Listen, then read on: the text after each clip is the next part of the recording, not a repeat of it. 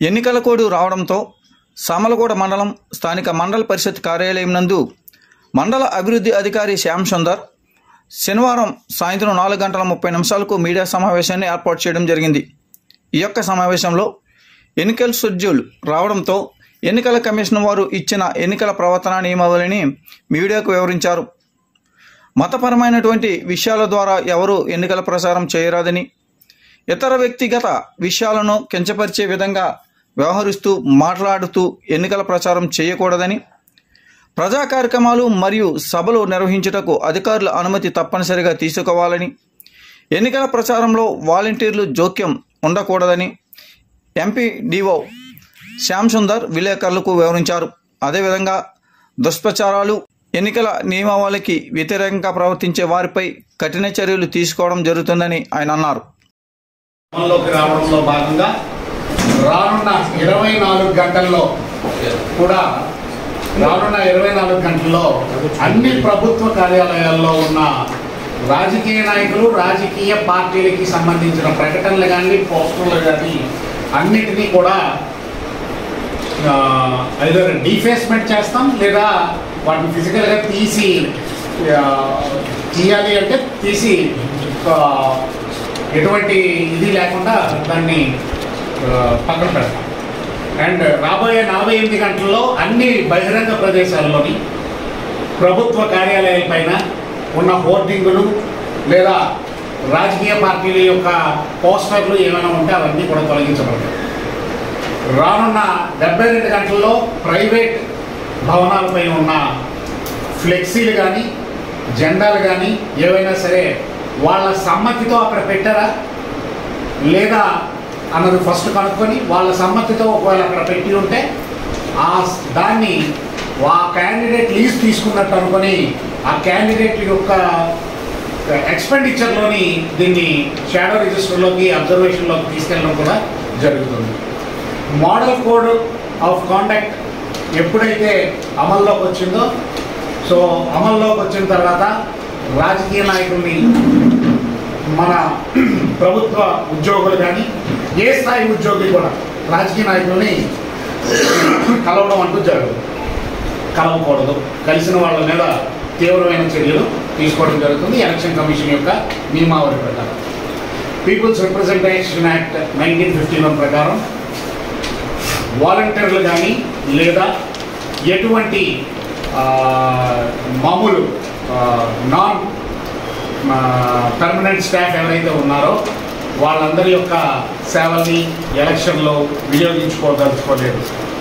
ఎలక్షన్లో వినియోగించుకోవడమే కాకుండా వాళ్ళని ఎలాగా వినియోగించుకోము, వాళ్ళని పోలింగ్ ఏజెంట్లుగా కూడా అనుమతించడానికి కేటగిరీ చెప్పండి. ఎవరు వాలంటీర్లు కానీ నాన్ పర్మనెంట్ స్టాఫ్ ఎవరైనా ప్రెసెంట్ అయితే మన ఆంధ్రప్రదేశ్లో అటువంటి వాళ్ళు లేదు.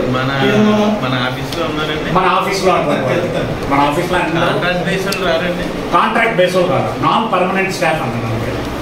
కాంట్రాక్ట్ బేస్ వాళ్ళకి కాంట్రాక్ట్ ఎక్స్టెన్షన్ ఉంటుంది.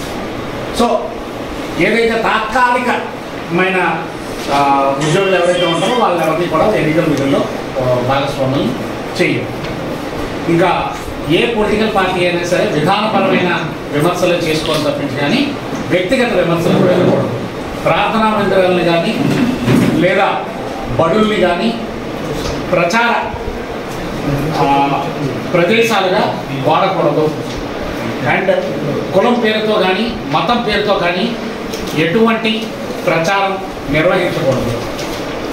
రోడ్డు షోలు చేసినప్పుడు లేదా ఎటువంటి సభ పెట్టుకునేటప్పుడు తప్పనిసరిగా ముందస్తు అనుమతులు పోలీసు వారి దగ్గర నుంచి తీసుకుని ఉండాలి.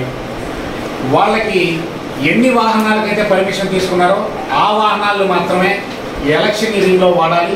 ఆ వాహనాలకు తీసుకున్న పర్మిషన్ కాపీని విండ్ షీల్డ్ మీద పేస్ట్ చేయవచ్చు. డీటెయిల్గా కూడా ఏవే ఉన్నాయో అన్నింటినీ కూడా తూచా తప్పకుండా ఈరోజు నుంచి ప్రభుత్వ యంత్రాంగం అంతా కలిసి అమలుపరుస్తుంది. కాబట్టి దీనికి మీరు మీ వంతు సహకారాన్ని, మీ వంతు మీరు చూసిన దాన్ని సమాచారం అందించిన వెంటనే మేము వాటిపైన కూడా చర్యలు తీసుకొని వాటికి బాధ్యులైన వాళ్ళని పైన కూడా చర్యలు తీసుకుంటామని తెలియజేస్తాం. ఇప్పుడు వాలంటీర్లు వాళ్ళకి ఆపాలంటే ఇక్కడ నుంచి వాలంటీర్లతోనే మాకు పెద్ద మానిటరింగ్ ఉంది. త్రూ పంచాయత్ సెక్రటరీ అవన్నీ ఆపమని మేము ఇన్స్ట్రక్షన్స్ పాస్ చేస్తాం. ఇంకా ఎలక్షన్ కోడ్ ఇబ్బంది కాబట్టి ఎలక్షన్ కోడ్ అనౌన్స్ అయింది కాబట్టి 24 గంటల్లో అటువంటి ప్రచారాలన్నీ కూడా